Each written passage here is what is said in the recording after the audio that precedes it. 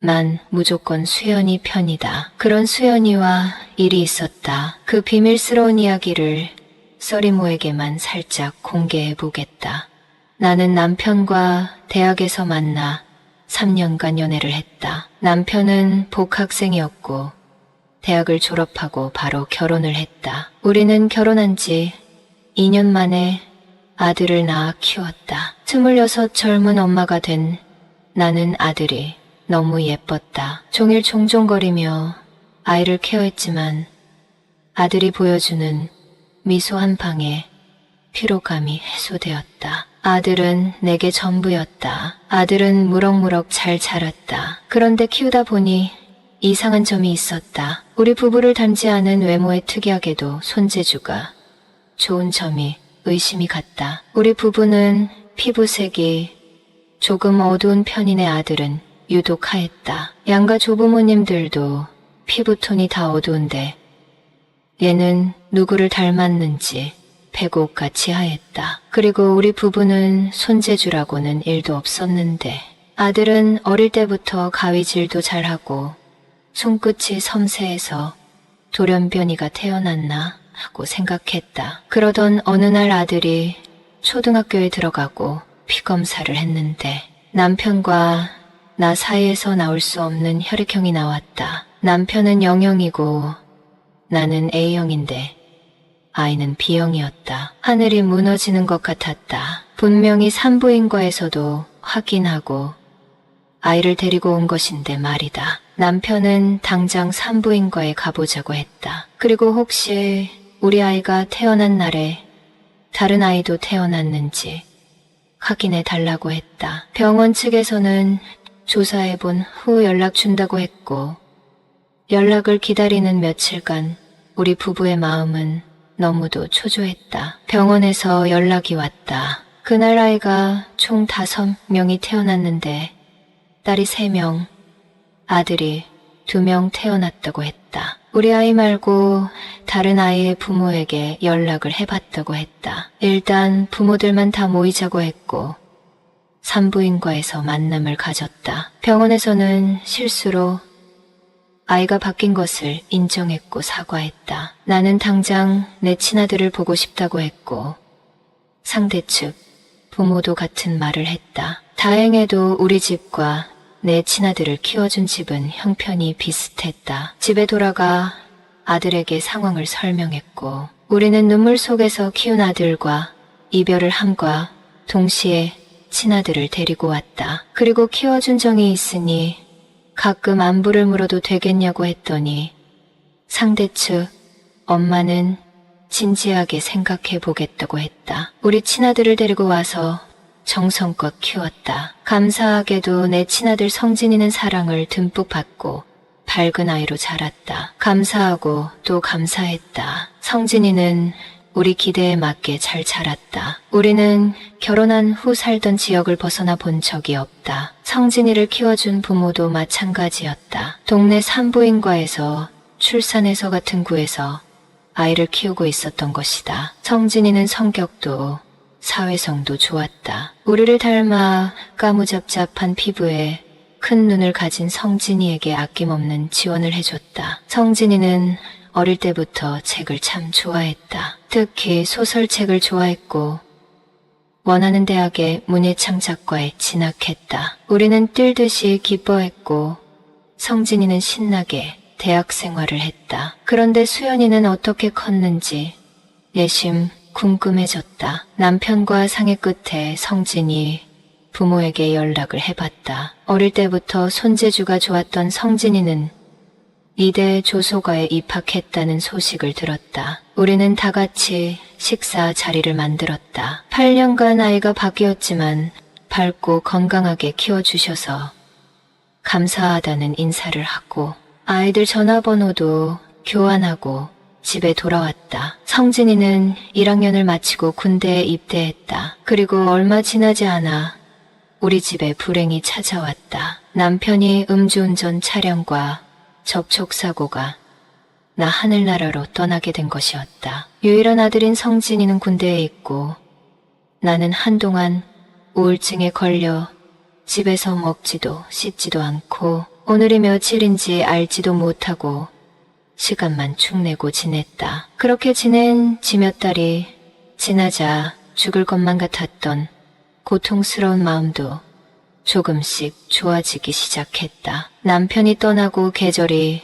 2번이나 바뀌어 가을이 되었다. 그런데 연초에 만났던 수연이가 생각났다. 부모를 닮아 하얀 피부에 뚜렷한 이목구비, 훤칠하고 날씬하게 큰 수연이가 말이다. 사실 그날 수연이를 봤을 때 주책맞게도 너무 잘생겨서 수연이를 껴안아줬다. 수연이는 나를 기억했고 넓은 가슴으로 나를 안아줬는데 잠시였지만 수연이의 심장 박동을 느낄 수 있었다. 나는 수연이에게 전화를 걸어봤다. 여보세요, 수연아.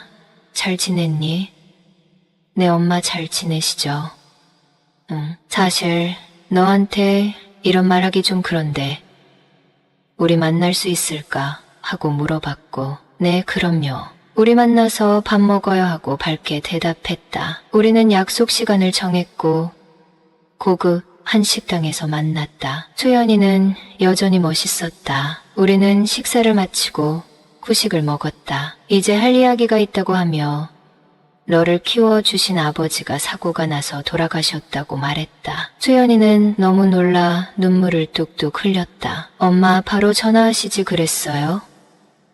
아빠가 나를 얼마나 예뻐해 주셨는데요. 너무 마음이 아파요라고 하면서 엉엉 울었다. 나는 그런 수연이를 안아주며 함께 울었다. 그리고 조금 진정이 되자 수연이를 바라보며 내가 가끔 연락해도 되지. 나 지금 혼자 사는데 너무 외로워하고 말했다. 수연이는 언제든 연락하라고 했고 아쉬움을 뒤로 하고 헤어졌다. 수연이는 당분간 군에 입대할 생각이 없다며 나를 안심시켰다. 나는 집에 돌아와 먼저 떠난 남편의 영정 사진을 쓰다듬으며 수연이와 만나고 왔다며 소리내서 울었다. 그날따라 남편이 왜 그렇게 보고 싶었는지 모른다. 나는 점점 활기를 되찾았다. 그 이유는 수연이와 가끔 연락을 주고받았기 때문이다. 26살의 엄마가 된 나는 40대 중반인 나이에도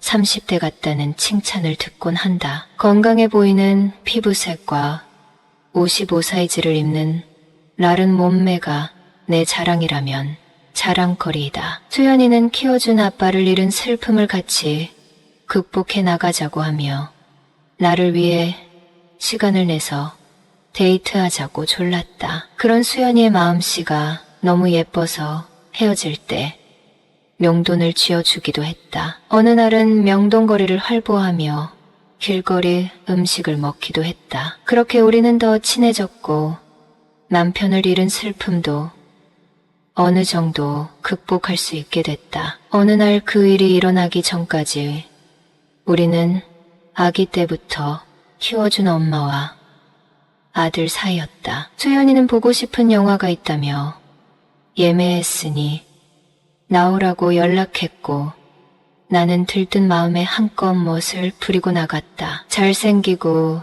키도 훤칠한 수연이에게 키워준 엄마가 아닌 젊고 예쁜 여자로 보이고 싶은 마음 때문이었다. 수연이는 팝콘과 음료를 들고 밝게 웃고 있었다. 오랜만에 액션 영화를 봤다. 중간에 무서운 장면이 있을 때 수연이의 어깨에 기대기도 했다. 그리고 긴장되는 장면에서는 수연이의 손을 잡기도 했다. 영화를 보면서 수연이는 참 따뜻한 남자라는 것을 느꼈다. 우리는 손을 마주 잡고 끝까지 영화를 봤다. 영화를 다 보고 난 뒤 오랜만에 스트레스 풀었다고 하면서 맥주 한 잔 마시러 가자고 했다. 수연이는 지금 만나는 여자가 있는데 둘 다 연애를 처음 하는지라 무척 서투르다고 했다. 그런데 여자친구가 자꾸 여행을 가자고 한다는데 그 뜻이 무엇이냐고 물어보는 것이었다. 아무리 순진해도 그렇지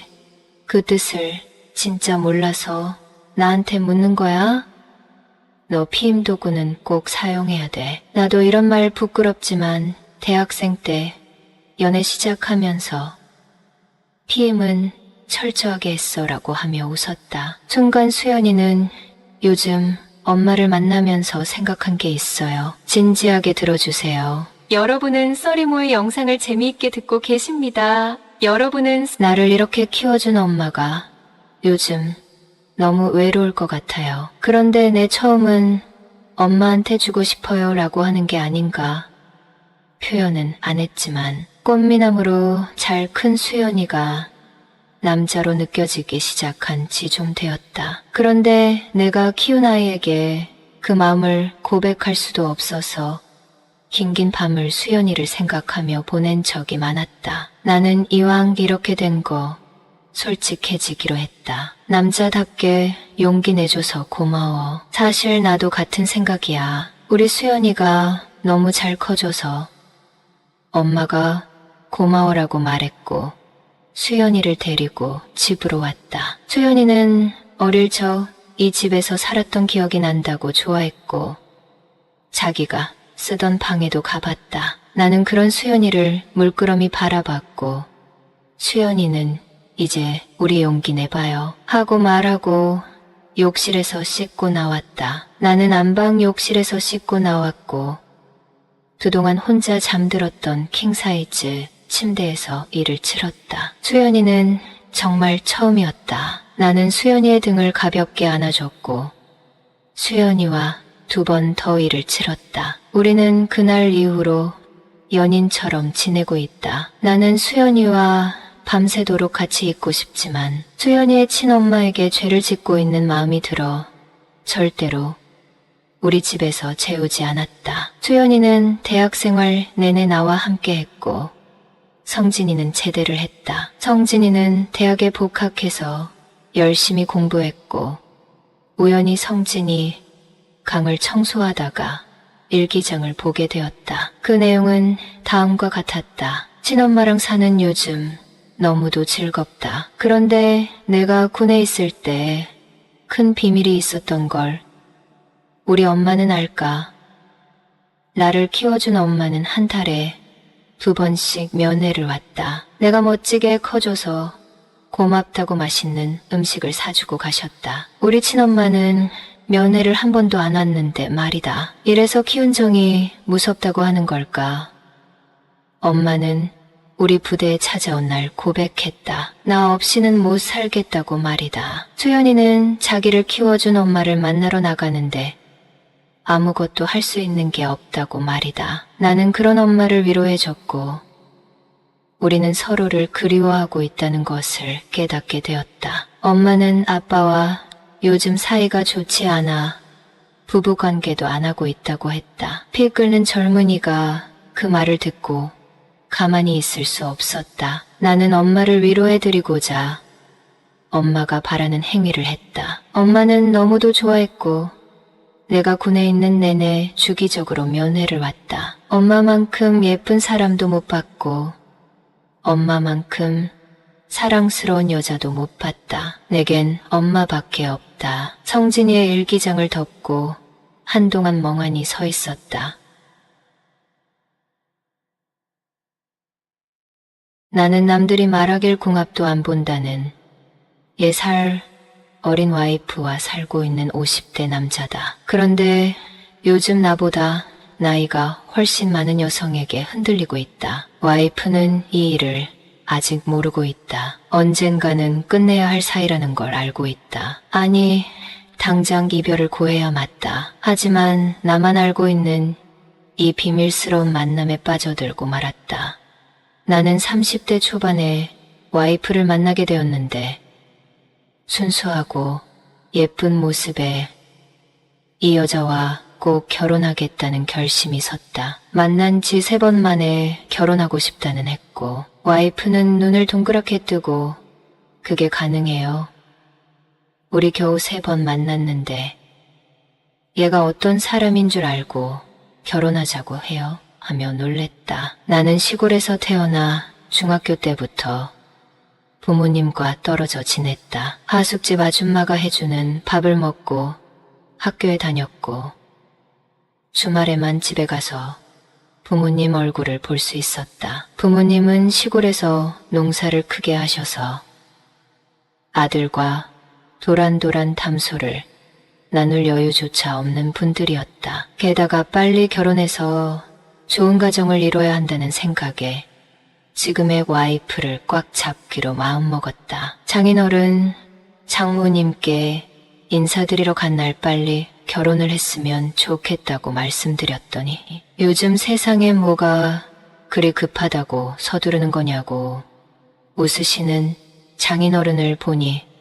아버지로부터 받지 못한 사랑과 여유가 느껴졌고 이분의 사위가 되어 잘 지내보고 싶은 생각이 간절했다. 그렇게 우리는 순탄하게 결혼했고 이듬해 아들, 3년 후에 딸을 낳아 키우고 있다. 와이프는 아이들을 키우면서 회사를 다녔다. 어찌나 똑똑하고 야무진지 이 사람과 결혼하길 정말 잘했다는 생각이 든다. 우리 아이들이 어렸을 때 장인어른, 장모님의 도움을 받아 아이들을 키웠고 외조 부모님의 사랑을 듬뿍 받고 자란 우리 아이들은 외가에 가서 지내는 것을 무척 좋아한다. 아이들을 데리고 부모님 댁에 가면 아이들은 더할 나위 없이 좋아한다. 밤에는 반딧불이를 보기도 하고 개구리를 잡아 목욕도 시킨다. 와이프는 마음씨가 착해서 없는 살림에도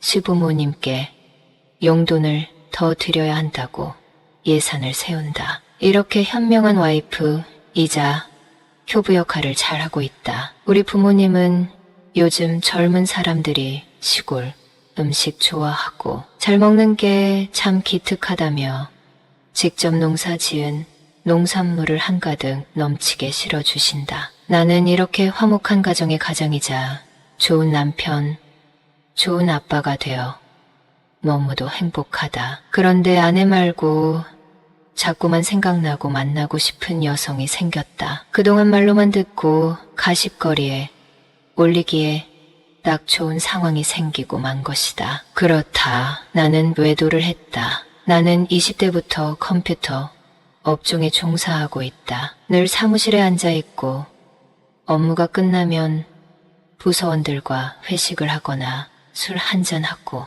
집에 들어가는 일이 잦아지다 보니 평생 날씬했던 체형에서 배 나온 아저씨가 되어버렸다. 이렇게 살다가는 성인병에 걸리게 될 것이 뻔했다. 아이들도 대학생, 고등학생이 되었으니 어느 정도 키워놨겠다. 주말의 시간도 자유로운 편이니 운동을 시작하기로 마음먹었다. 사실 집에 오면 쇼파와 한 몸이 되던 내 모습을 좀 바꿔보고 싶기도 했고 날씬한 청년 시절 몸매로 돌아가고 싶은 소망이 간절했기 때문이다. 어떤 운동을 할지 와이프와 상의해봤다. 같이 배드민턴 칠래. 와이프는 나는 운동신경이 없으니 당신 혼자 운동해라고 선을 그었다. 저녁 먹고 와이프와 손을 잡고 동네 공원 한 바퀴 걷는 일은 자주 있었으나 본격적으로 운동을 하려고 하니 고민이 많았다. 어릴 땐 동네 뒷산에 자주 올라가 칠 캐고 흑염소와 뛰어 놀던 생각이 났다. 주말에 등산을 하기로 마음먹고 와이프와 등산화를 사러 나섰다. 와이프는 50대에 운동을 시작한 우리 집 가장에게 힘을 실어주겠다며 바람막이, 등산바지, 등산 스틱도 함께 사줬다. 나는 설레는 마음으로 동네 등산 동호회를 찾았다. 회원이 가장 많고 게시글도 많은 곳으로 말이다. 공지사항을 보니 한 달에 2번은 무조건 등산을 가야 회원 자격을 유지할 수 있다는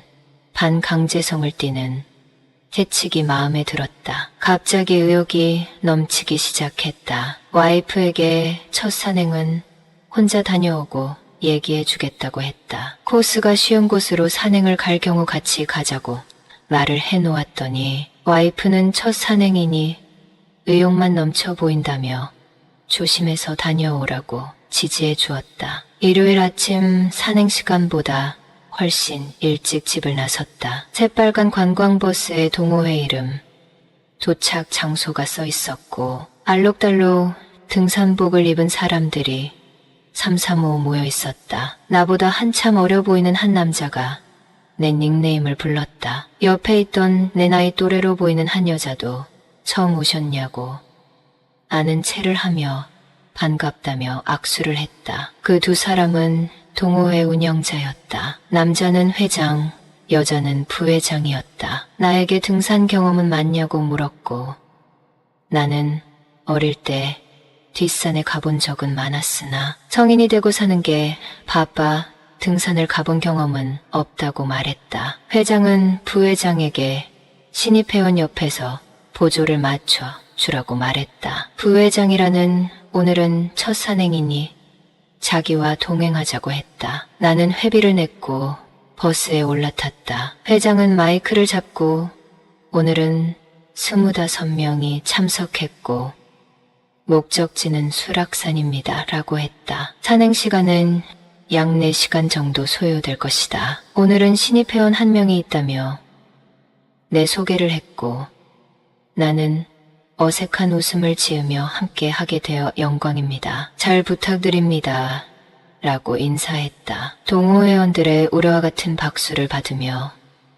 신나는 음악을 들으며 목적지에 도착했다. 부회장이라는 여자는 식사는 챙겨왔냐고 물었고 나는 전혀 몰랐다고 난처한 표정을 지었다. 오늘 어쩐지 도시락을 하나 더 싸오고 싶었는데 다 이유가 있었군요. 우리 같이 먹어요 하고 살갑게 다가왔다. 그때 부회장의 얼굴을 제대로 보게 되었다. 곱게 화장을 해서 그런지 몰라도 꽤 예쁜 얼굴이었다. 게다가 피부톤도 밝은 게 무척 건강해 보였다. 나는 공지사항을 꼼꼼하게 읽어보고 내 밥을 챙겨왔어야 했는데 실수를 했다며 어색한 표정을 지었다. 부회장은 내가 점심 많이 싸왔다는데 뭐가 문제예요?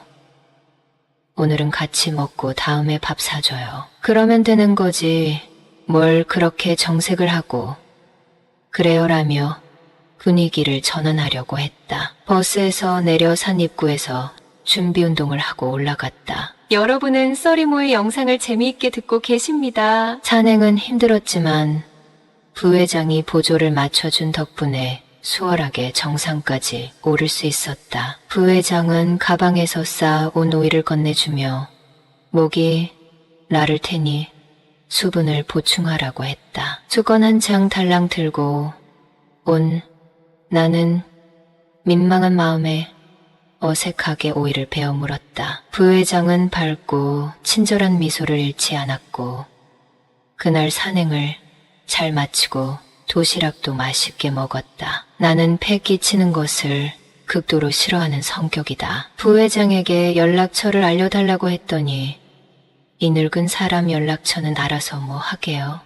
라며 웃었고 오늘 가이드 해주신 거 너무 감사해서 꼭 인사하고 싶다고 말했다. 부회장은 당연히 해야 할 일을 한 것이니 부담 갖지 말고 집에 가서 종아리 잘 풀고 자요 하며 연락처를 알려줬다. 건강을 위해 나만을 위한 시간을 보낸 것이 너무 뿌듯한 마음이었고 나는 안마 의자에 앉아 뭉친 근육을 풀고 단잠을 이룰 수 있었다. 일주일이 어떻게 지나갔는지도 모르게 회사, 집을 왕복하며 정신없이 보냈다. 은퇴가 얼마 남지 않은 시점에 고등학생 딸의 시험 기간이라 집안 분위기는 더없이 싸늘했다. 요즘 아빠들은 돈만 벌어다 주는 것이 아니라 자녀의 성적 관리도 함께 해줘야 하기 때문에 집에 와서도 편히 쉴 수 없었다. 그러던 어느 날 점심시간에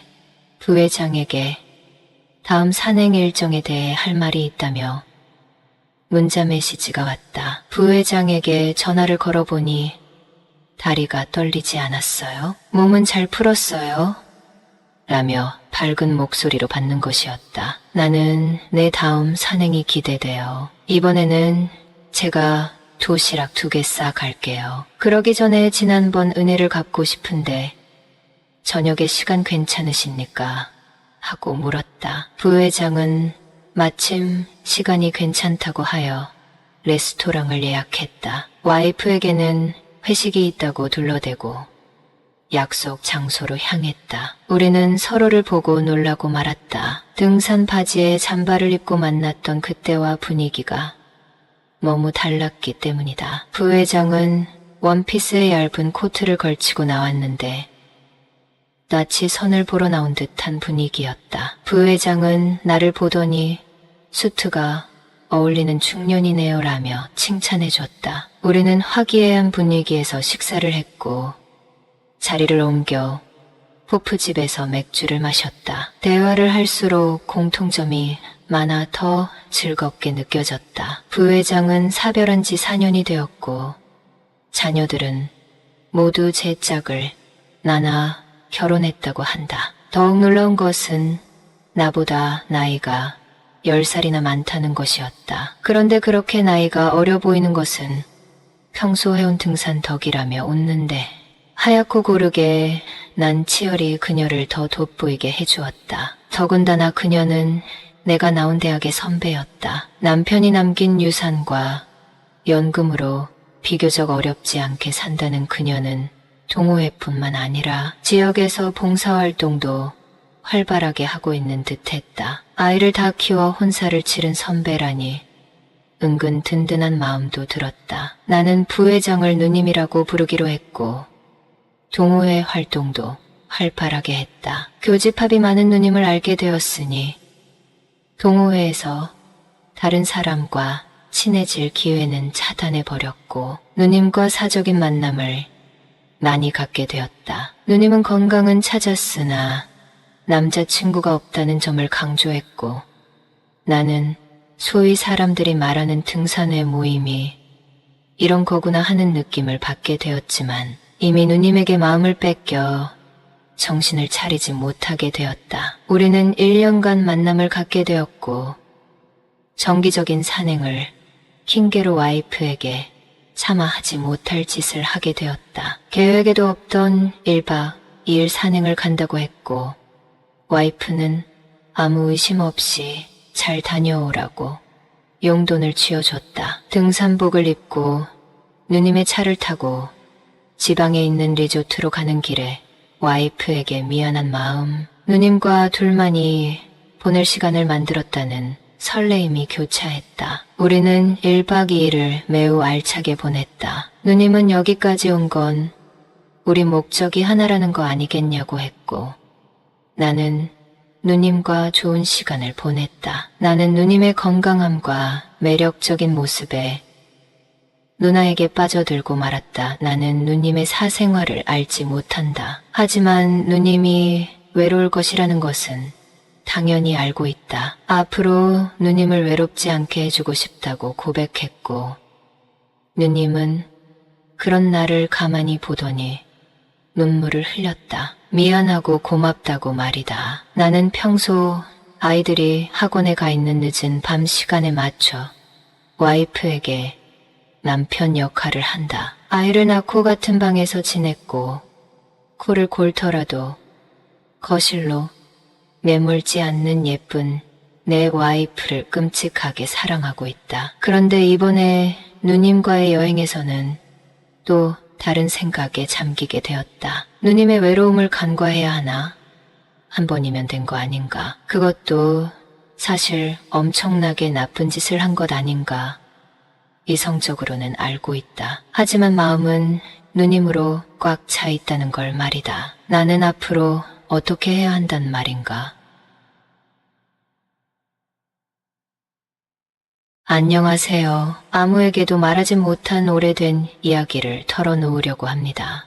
저는 30대 중반의 남자이고 아직 결혼은 안 했어요. 제가 살아온 배경을 말씀드릴게요. 제가 어릴 때 부모님이 사고로 하늘의 별이 되었답니다. 장례식장에서 저희를 애잔하게 보던 할머니가 저를 키우셨고 중학교 때 돌아가셨어요. 혼자 독립할 수 있는 나이가 아니었기 때문에 고모가 저를 키운다고 하셨어요. 고모는 아이가 없었는데 어른들끼리 슬쩍 하는 얘기를 들어보면 고모부에게 아이를 갖는데 어려움이 있다고 하더군요. 고모 부부는 성격이 꽤 좋았어요. 그리고 부유하게 살았어요. 고모는 그 당시 3층짜리 다세대 주택을 소유하고 있었고 3층 한 층을 다 썼죠. 두 식구가 살기에 꽤 넓은 집이었는데 손님 방도 따로 있고 화장실도 2개 있었어요. 다른 층에 있는 집은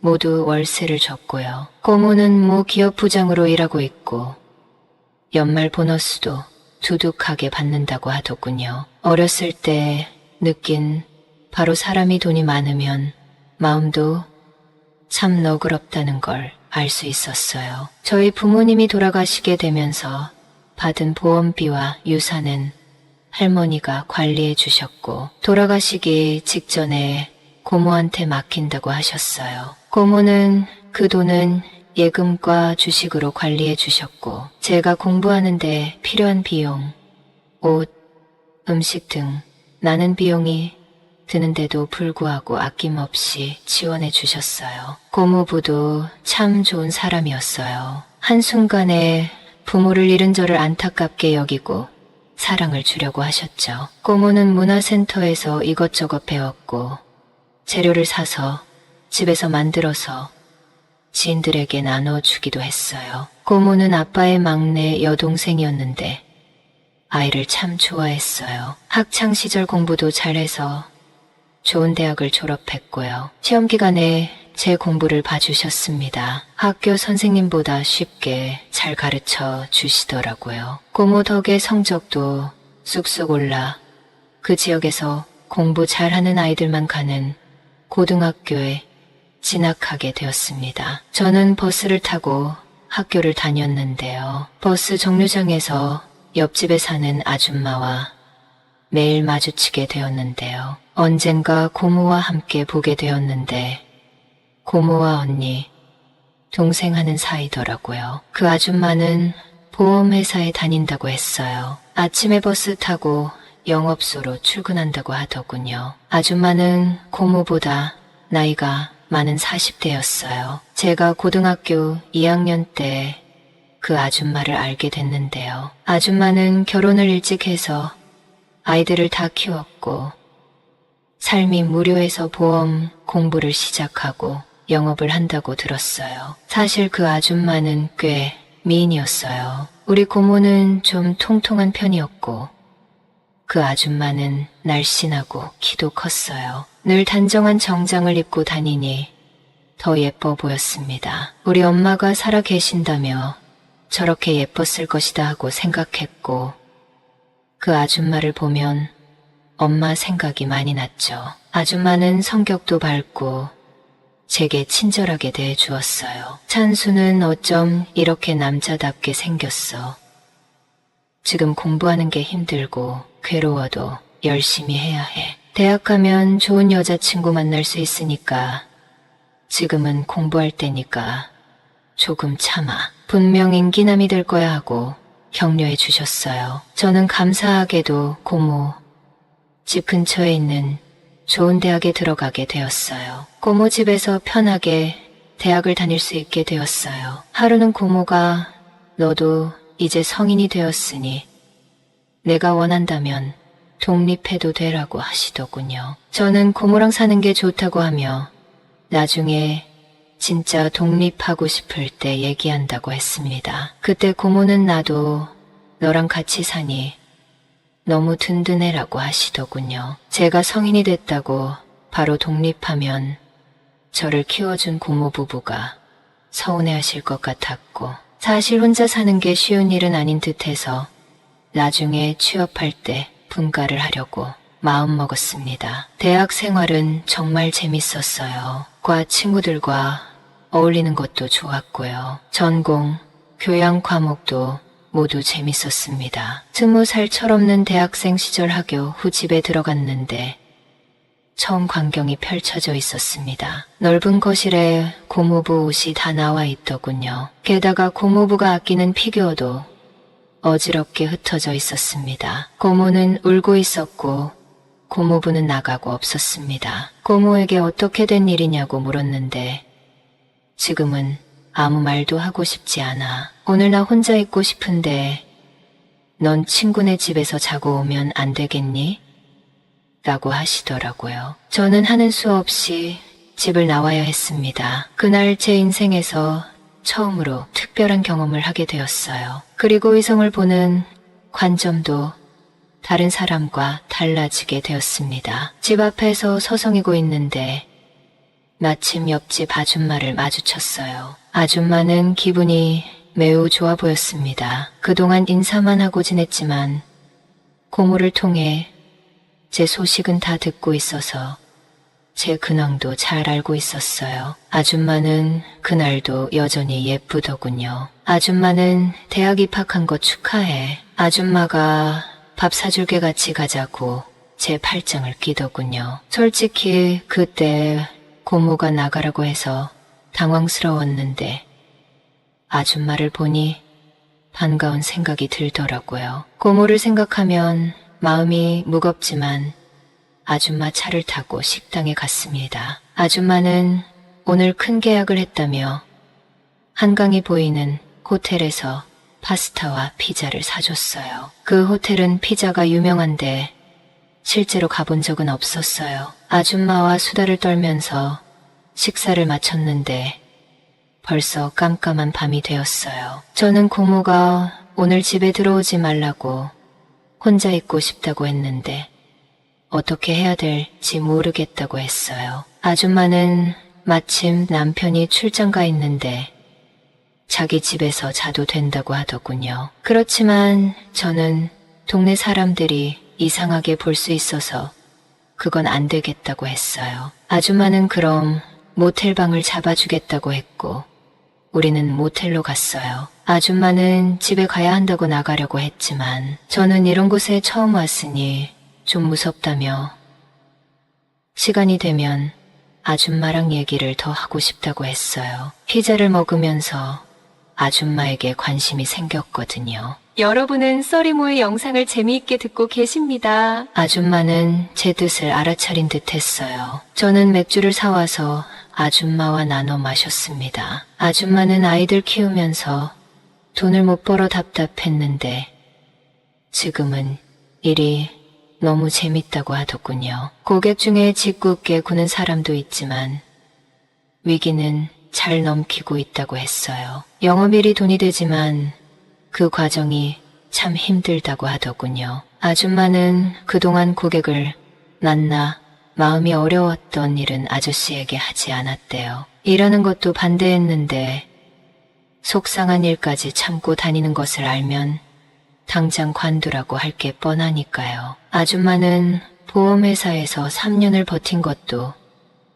대단한 거라며 사실 이 일이 쉽지 않다고 하더군요. 자존심 상하는 일도 있고 마음 아픈 일도 있다고 하는데 사람을 많이 대하면서 마음에 병이 생긴 것 같다고 하면서 울기 시작하는 거예요. 저는 너무 당황스럽더군요. 아줌마 등을 쓸어주었더니 아줌마는 나 이런 적 처음인데 오늘 집에 안 갈래라고 하는 게 아니겠어요.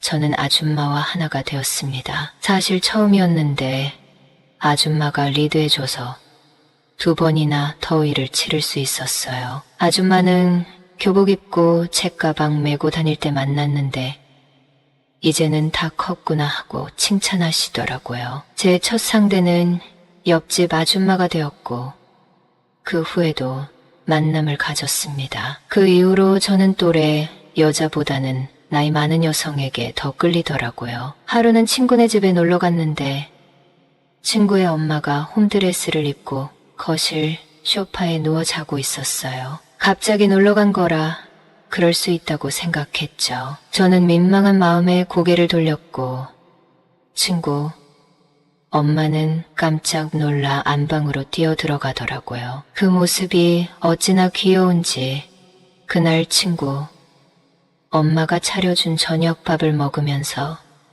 친구 엄마를 슬쩍 바라봤어요. 옆집 아줌마 못지않게 미인이시더군요. 그날 우린 셋이서 술을 마셨고 술을 잘 못하는 친구는 먼저 자겠다고 방으로 들어갔어요. 아줌마는 혼자 아이를 키웠다고 들었어요. 아저씨가 10년 전에 유학을 갔고 그 나라에서 자리 잡고 산다고 했어요. 가끔 가볼 수 있는 나라가 아닌 치고 반대편에 있는 먼 나라에 살고 있기 때문에 아저씨랑 거의 별거 상태로 지내고 있다며 많이 외롭다고 하더군요. 저는 아줌마의 외로움을 달래주었습니다. 혹시 친구가 깰까봐 급하게 일을 치렀네요. 친구 엄마는 제 연락처를 물어보셨고 비밀스러운 만남을 가졌습니다. 친구들과 얘기하다 보면 여자친구가 임신할까봐 걱정이다. 이번에는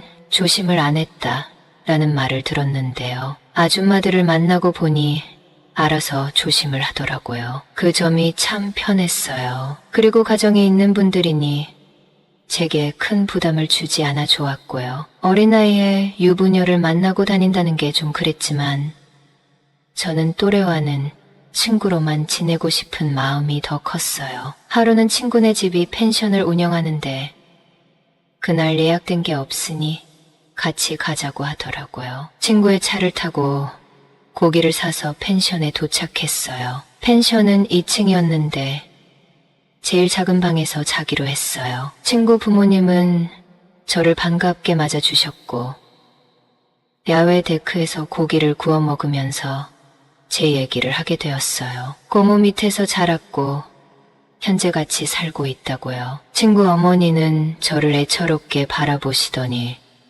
눈물을 흘리시더라고요. 이렇게 잘 자란 아들을 못 보고 하늘나라로 가신 너희 부모님이 참 안 됐다고요. 그때 저도 술에 만취했고 친구는 아빠와 밤낚시를 간다고 나서더군요. 저는 같이 갈 생각은 없고 아줌마랑 얘기 좀 하다가 자겠다고 했어요. 정말 순수하게 얘기만 하려고 했어요. 근데 아줌마는 밤낚시 가는 남편 흉을 보고 수다를 떨었어요. 몹시 졸려서 자겠다고 했더니 제가 잘 방의 온도를 봐주겠다고 따라 들어오셨어요. 아줌마는 이런 기회는 없다며 오늘 밤 같이 있자고 하는 게 아니겠어요? 아줌마의 소원대로 즐거운 시간을 보냈습니다. 제 나이 20살에 벌써 3명의 유부녀를 만난 것이었어요. 나중에 알게 된 사실인데 아줌마들이 저를 좋아한 것은 다 이유가 있어라고요. 제 자랑 같지만 일단 호남형이고 아줌마들의 수다를 편하게 받아주고 호응해주는 것에 아줌마들이 마음을 열고 저와 같이 있기를 바랬던 것이죠. 아줌마들은 누구 엄마라고 불리다가 제가 누구씨라고 불러주며 눈을 바라보면 정말 좋아합니다. 단언컨대 아줌마들이 부담이 없어서 노리고 그런 건 아니에요. 상황이 그렇게 됐을 뿐이죠. 그리고 저는 그녀들에게 뭘 바라고 요구한 게 없어요. 그녀들이 원할 때 시간을 내주고 그 사람에게만 집중한 것뿐이거든요. 대학을 졸업하고 취업하고 선을 봤어요. 고모가 소개해준 사람이었는데 객관적으로 봤을 때 나쁘지 않았습니다. 하지만 대화가 통하지 않더군요. 참 유치하다는 생각만 들었어요. 속으로 시간 끌지 말자 하고 거리를 뒀습니다. 제 또래와 사귀어 볼 새도 없이 2번 만나고 더 이상 연락을 하지 않았습니다. 저는 어쩌면 좋을까요? 아줌마만 좋은데요. 가끔 아이 있는 돌싱녀와 결혼하는 남자가 있던데 제가 그런 사람이 될 것 같아요. 참 고모 얘기를 빼먹었네요. 고모가 제게 집을 나가라고 한 날 고모부에 불륜 사실이 탄로나 고모부 짐을 다 뺐답니다. 고모는 고모부 재산의 반을 받고 이혼했고요. 지금도 고모와 가끔 연락하고 지냅니다. 혼자 사는 고모가 얘기 좀 하자고 부르면 바로 달려갑니다. 고모에게 재혼 안 할 거야? 하고 물으면 남자에게 질렸어. 결혼 생활은 다시는 안 해라고 하는데 옆집 아줌마에게 제 얘기를 들으신 건지 몰라도 내 또래를 만나야 돼. 아무리 여자가 좋다고 해도 비슷한 수준, 비슷한 상황에 있는 상대랑 만나야 하는 거야 라고 조언해 주시는데 글쎄요. 저는 연상 여자가 끌리는데 앞으로 어떻게 해야 할지 모르겠습니다. 저보다 훨씬 나이 많고 혼자 사는 여성분이 있다면 만나볼 생각은 있습니다. 제 생각이 특이하다고 하셔도 당분간 그 생각은 바뀌지 않을 것 같습니다.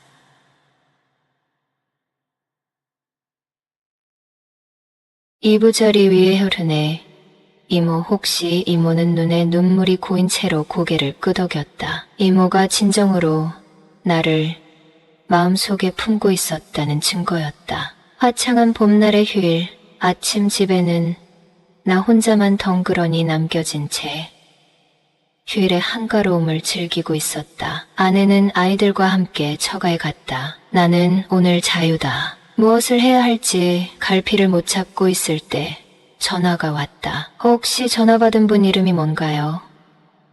참 무례한 전화였다. 전화를 건 사람이 자신을 먼저 소개하지 않고 받은 사람의 이름을 먼저 묻는 법도 있단 말인가. 제 이름은 김민수입니다. 그래, 민수니? 네가 민수 맞아. 제법 나이가 든 듯하고 온화한 목소리가 전화기로 tum에 들려왔다. 예, 맞습니다. 니신지 그래.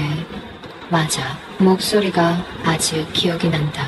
울음을 터뜨릴 듯한 목소리였다. 응, 명의이모야. 명의이모란 말에 나는 잊고 있던 모든 기억이 되살아났다. 이모 지금 어디야?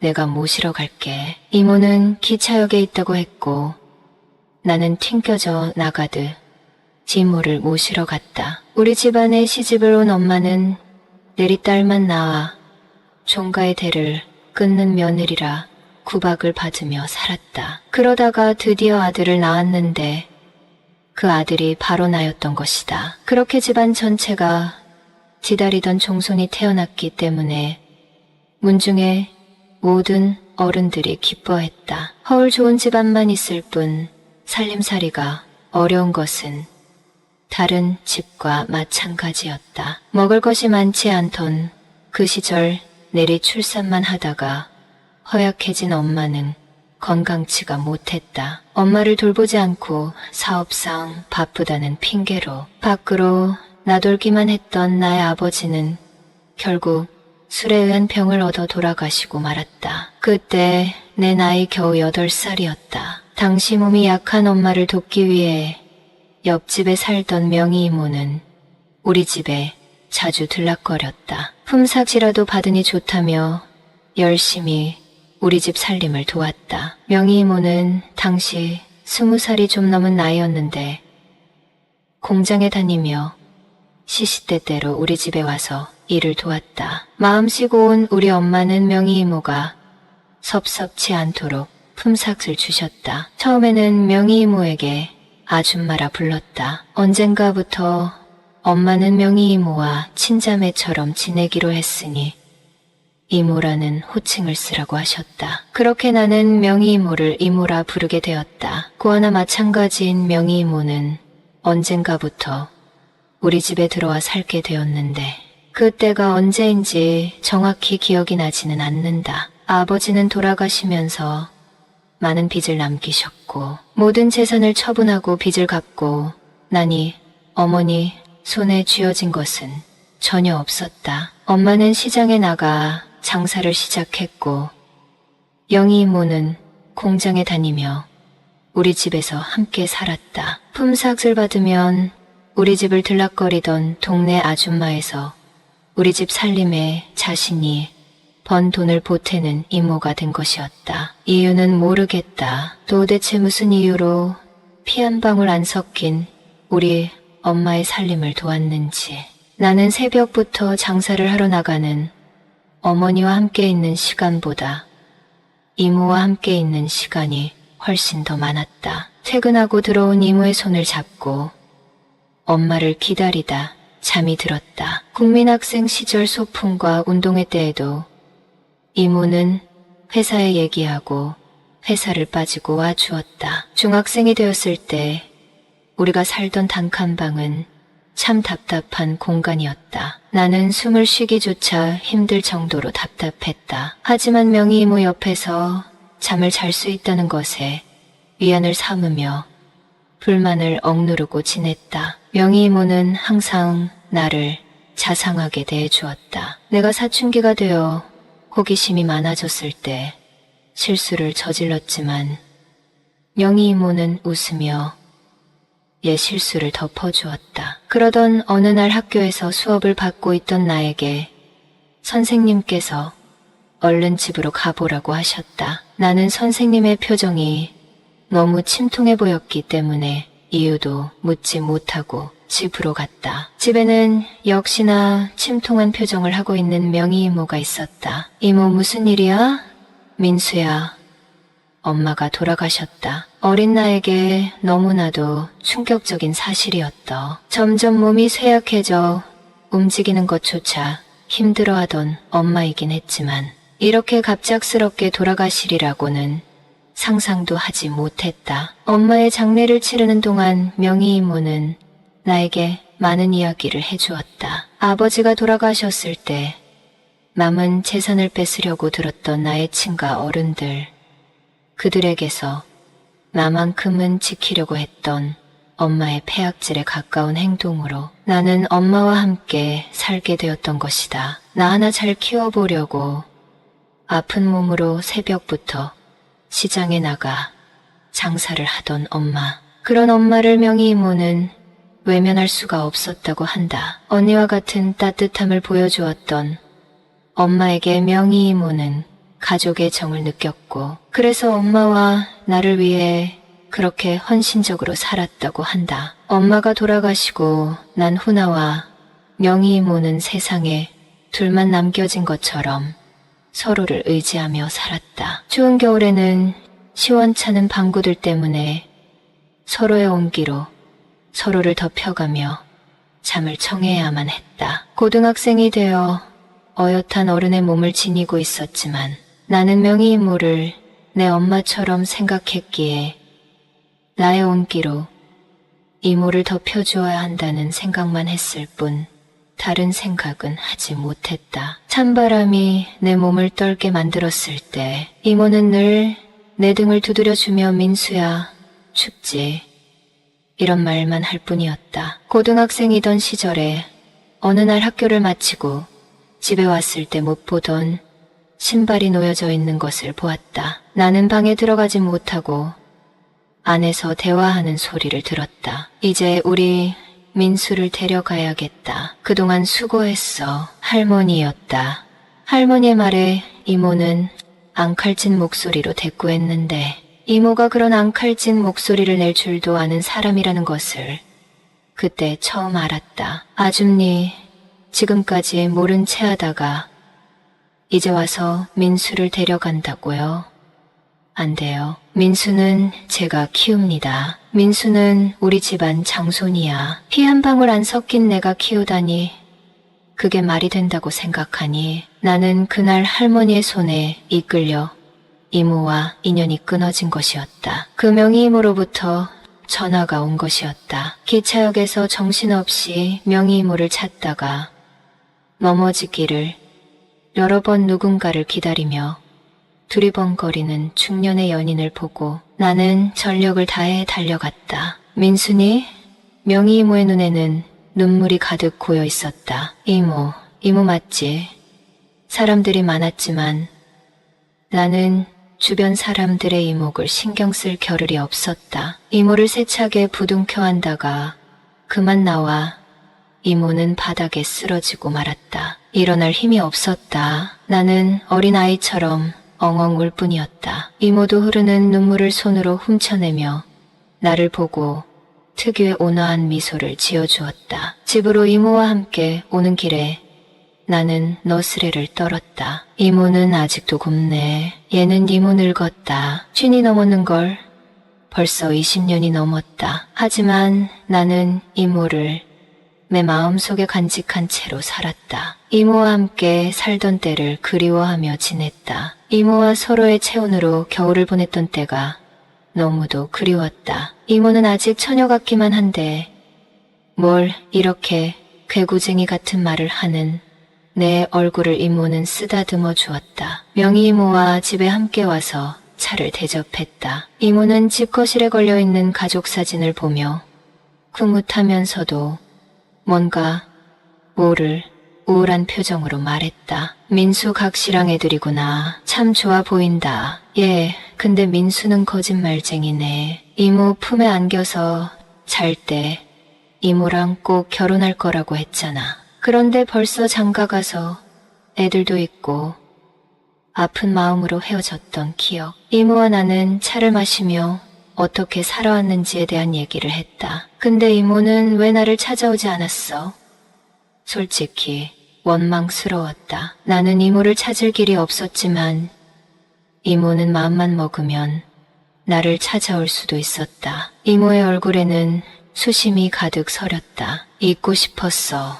너네 집안의 장손이고 그런 너를 내가 아픔 가득한 표정이었다. 난 이모를 기다리고 또 기다렸어. 한시도 잊어본 적이 없어. 걷다가 울고 버스 기다리며 울었어. 이모 생각이 나면 말이야. 그래?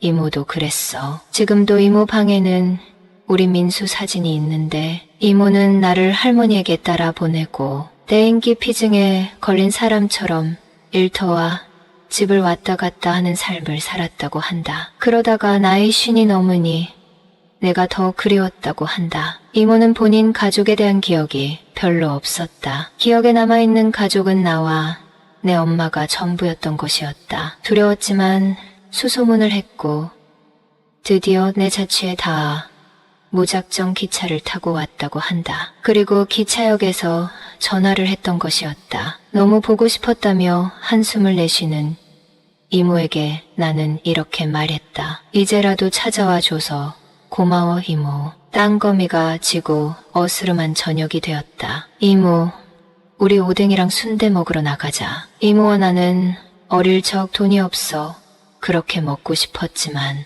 마음껏 먹지 못했던 오뎅과 순대를 먹으러 밖으로 나갔다. 신나게 오뎅과 순대를 먹고 집으로 돌아왔다. 이모는 집으로 돌아오는 길에 이제 저녁이 늦었으니 근처 여관을 잡아달라고 했다. 나는 절대 그럴 수 없다고 했다. 이모는 내 집에서 자야 한다고 우겼고 만약 이모가 여관에서 잤다는 사실을 알면 내 아내가 가만히 있지 않을 것이라고 말했다. 이모는 어쩔 수 없이 우리 집으로 돌아왔다. 나는 이모에게 오랜만에 그 시절로 돌아가 함께 자자고 했다. 소파 앞에 이부자리를 펴고 베개 2개와 이불 하나를 놓았다. 이모는 어떻게 그럴 수 있냐고 했지만 나를 찾아오지 않고 지금까지 나를 그렇게 기다리게 했으니 이모가 싫더라도 어쩔 수 없다고 했다. 이모는 말없이 고개를 끄덕이며